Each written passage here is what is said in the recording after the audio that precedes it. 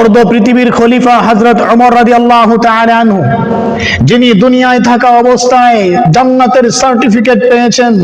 আল্লাহর নবী যাকে জান্নাতি বলেছেন, ওমর ফিল জান্নাহ বলেছেন, সেই ওমর ইবনুল খাত্তাব রাদিয়াল্লাহু তাআলা আনহু এত বিশাল সাম্রাজ্যের ক্ষমতাবান মালিক হওয়ার পরেও, বাদশা হওয়ার পরেও ওমর ইবনুল খাত্তাব রাদিয়াল্লাহু তাআলা আনহু চিন্তা করতেন, টেনশন করতেন, আখিরাতকে নিয়ে, জাহান্নামের আযাবকে নিয়ে ভয় করতেন।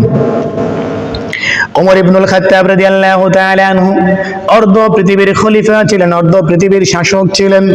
ওমর ইবনুল খাত্তাব রাদিয়াল্লাহু তাআলা আনহু আল্লাহর নবীর একজন প্রিয় সাহাবী ছিলেন, আল্লাহর নবীর একজন কাছের সাহাবী ছিলেন, যার জন্য আল্লাহ রাসূল সাল্লাল্লাহু আলাইহি ওয়াসাল্লাম দোয়া করেছিলেন আল্লাহর কাছে, আল্লাহ তুমি ওমরকে অথবা আবু জাহেলকে ইসলামের জন্য কবুল করে নেন। আল্লাহ তাআলা ওমরকে ইসলামের জন্য কবুল করেছিলেন।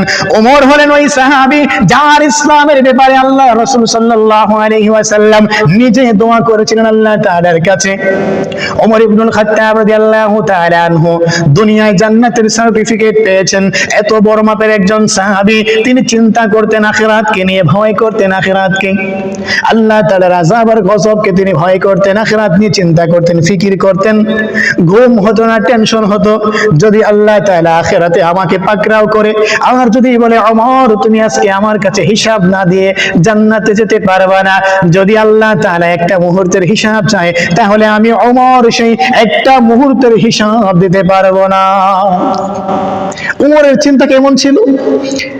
অর্ধেক পৃথিবী শাসন করেছিলেন ওমর, দুনিয়ায় জান্নাতের সার্টিফিকেট পেয়েছিলেন ওমর, আল্লাহর নবীর কাছের সাহাবী ছিলেন ওমর, আল্লাহ রাসূল সাল্লাল্লাহু আলাইহি ওয়াসাল্লামের প্রিয় সাহাবী ছিলেন ওমর। কিন্তু ওমরের চিন্তা ছিল আখিরাত নিয়ে কেমন, আখিরাতকে খুব বেশি ভয় করতেন। ওমর ইবনুল খাত্তাব রাদিয়াল্লাহু তাআলা আনহু মাঝে মধ্যে বলতেন, আফসোস করে বলতেন, আল্লাহ যদি আখিরাতে বিচার কায়েম হবে, কিয়ামতের দিন যদি আল্লাহ তাআলা সমস্ত মানুষকে জান্নাতি বলে ঘোষণা করে দেয়, ওমর রাদিয়াল্লাহু তাআলা আনহু বলেন, আল্লাহ তাআলা যদি আখিরাতে কিয়ামতের মাঠে বিচার কাজ করার পরে সমস্ত মানুষকে জান্নাতি ঘোষণা করে দেয়, দুনিয়ার সমস্ত মানুষ জান্নাতে যাবে, আদম থেকে নিয়ে মুহাম্মদ সাল্লাল্লাহু আলাইহি ওয়াসাল্লাম পর্যন্ত সমস্ত নবী রাসূলের উম্মত জান্নাতে চলে যাবে, একজন ব্যক্তি জাহান্নামে যাবে, এমন কোন ঘোষণা যদি আল্লাহ তাআলা কিয়ামতের মাঠে দেয়, তাহলে দুনিয়ার সমস্ত মানুষ জান্নাতে যাবে, আর ওই যে ব্যক্তি জাহান্নামে যাবে, হয়তো সেই ব্যক্তি আমি ওমর। আল্লাহ তাআলা যদি এমন ঘোষণা দেয় একজন মাত্র জাহান্নামে যাবে, বাকি সবাই জান্নাতে চলে যাবে, হয়তো আমি সেই একজন জাহান্নামী ব্যক্তি ওমর হয়ে যাব। ওমর রাদিয়াল্লাহু তাআলা আনহুর চিন্তা কেমন ছিল, ওমর রাদিয়াল্লাহু তাআলা আনহুর ভাবনা কেমন ছিল, আখিরাতকে কত বেশি ভয় করতেন, আল্লাহর আযাবকে কত বেশি ভয় করতেন।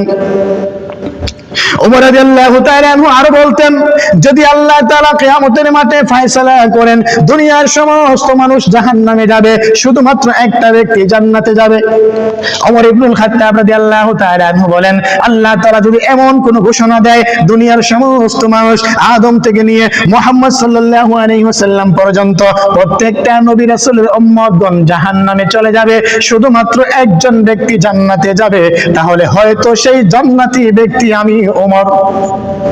ওমর রাদিয়াল্লাহু তাআলা আনহু আফসোস করতেন জান্নাতের ব্যাপারে, আবার জাহান্নামের ব্যাপারে। আল্লাহ যদি ঘোষণা করে সবাই জাহান্নামী, একজন জান্নাতি, হয়তো আমি ওমর জান্নাতে যাব, আর আল্লাহ যদি ঘোষণা করেন সবাই জান্নাতি, একজন জাহান্নামী, হয়তো আমি সেই ওমরই জাহান্নামে যাব। কেমন চিন্তা, কেমন ভাবনা ছিল।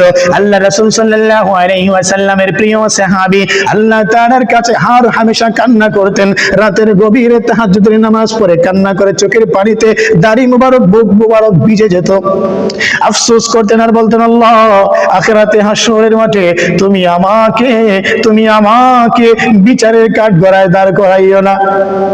আমার ভাইয়েরা, ওমর ইবনুল খাত্তাবের মতো আমরা তো এত ক্ষমতাবান শক্তিশালী বাদশা হই নাই, এত বড় একজন ভালো মানুষ হই নাই, এত নেকি এত সওয়াব তো আমাদের নাই, কিন্তু আমাদের কয়দিন আমরা আফসোস করেছি জাহান্নাম নিয়ে, কয়দিন আমরা আফসোস করেছি জান্নাত নিয়ে। আমার ভাইয়েরা, আল্লাহ তাআলা আমাদের আমাদেরকে পৃথিবীতে পাঠিয়েছেন।